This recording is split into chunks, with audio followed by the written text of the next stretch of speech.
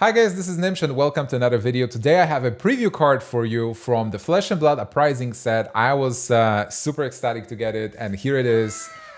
This is the card I received from LSS. I haven't opened it yet, so I'm going to open it live. I know the card. I've seen some art of it already. So let me quickly open it. How do you go for this? Oh yeah, okay. So this is what you get if you get a preview card. This looks really cool. And then you open it up and you get the card. It's sweet. It's beautiful. Let me quickly see. Oh my God, it's a gold foil. It's a cold foil. It's not a gold foil. It's a cold foil. It's pretty sweet. It's pretty good. Here you have it.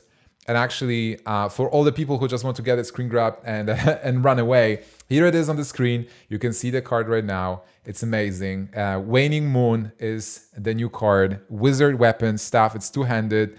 A beautiful illustration from Mark Poole and pretty cool ability. Once per turn instant, you pay 2 resources. Deal 2 arcane damage to target hero. If it's not your turn, instead deal 3 arcane damage to them. Activate this ability only if you've played a non-attack action card this turn. So if you just wanted the card, you're good. I'm just going to talk a bit about it and how excited I am. I'm not going to talk much. So thank you for watching so far.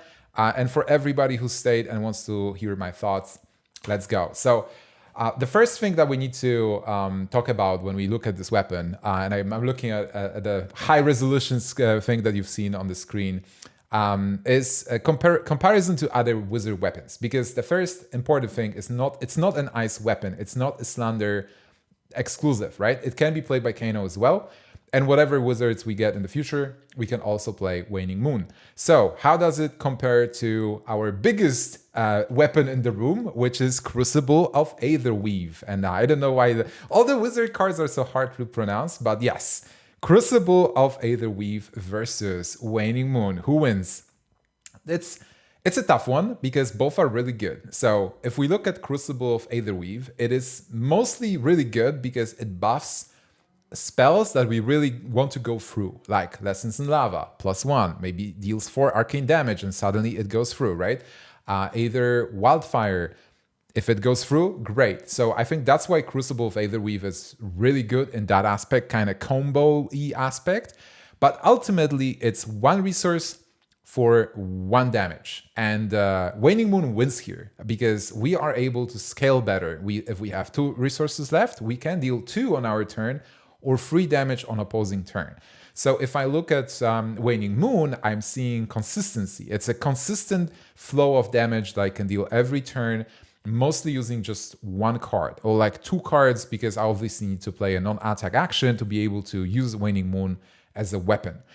Then if we compare it to Kraken's Aether Vein, suddenly I feel like Waning Moon is much better here, because Kraken's, when you were using it versus players who know what's up, they were usually spending 1 card to like deal with that 1 damage. They don't want to just take 1 damage and draw a card because it adds up, right? In this case, they can't really spend a card easily because now we are dealing 2 or 3 damage. So before they could just pay with red, and then Kraken's didn't do anything. Well, it actually did stuff because they used the card from their hand to like protect against the damage. But with Waning Moon, they have to spend potentially 2 cards, so they are more likely to take that damage even though we did spend a card to potentially pay resources for it.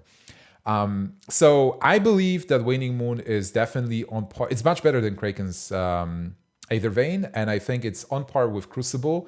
So it can potentially be played in Kano and in Slander decks because it's a very good weapon, very consistent, like deals that amount of damage, which is pretty cool. Another really good combination with the card, and something that I find is super cool, is that basically it's your turn. You pitch a blue to play Tome of Fiendel from Arsenal. You draw 2 cards. You have 2 mana remaining. What do? Well, you deal 2 arcane damage without spending a card with Waning Moon. So every time you want to play just, you know, like ping your opponent, just deal some damage, right? Like to set up for the combo turns in the future, but just be consistent. Being able to play a non-attack action that costs 1, which usually just left you with 2 resources. You couldn't do much with them. Suddenly, without spending cards, obviously, suddenly you can follow up with additional damage. And free damage is pretty good. So I think compared to other weapons, looks really good, really nice. Then let's talk about a card that recently got suspended in Blitz. It's called Snapback.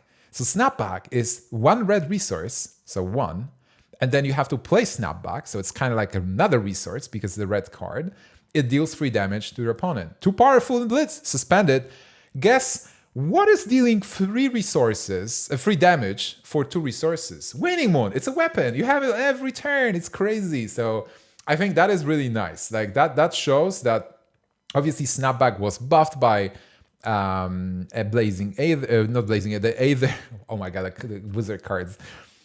By Aether Wildfire was buffed, but this is an important thing to remember. Aether Wildfire is buffing only action cards. It will not buff Waning Moon. But if you think Snapback is powerful, this is almost like a Snapback in a weapon form that can be used every turn, where your turn deals 2, opposing turn deals 3. So Snapback was good, this is good. And I did talk about Aether Wildfire, obviously Stumbling, whatever, won't cut it out. Let's talk about Blazing Aether as the last thing that I'm talk about with regards to cards. Blazing Aether obviously does honor damage from this weapon because it's arcane damage and it just looks at the total arcane damage dealt. So Blazing Aether will benefit from the damage you deal with Waning Moon. And I think that's mostly it I wanted to, with regards to discussing specific cards and how good this card is. I just wanted to really thank LSS for this opportunity. Love this card. I'm really happy that I got to review a card from Mark Poole, who's one of my favorite illustrators. So super ecstatic. I hope you guys enjoyed this preview season. It's been great so far. So thank you very much for watching. Have a good day and see you guys in Madrid, Sydney. Let's enjoy Uprising together. Have a good one. Yeah, I'm here to get it. I got drive, got sight, always have a vision. I go by at night, I be in my feelings. I'ma be fine, need time, and I'll soon be winning.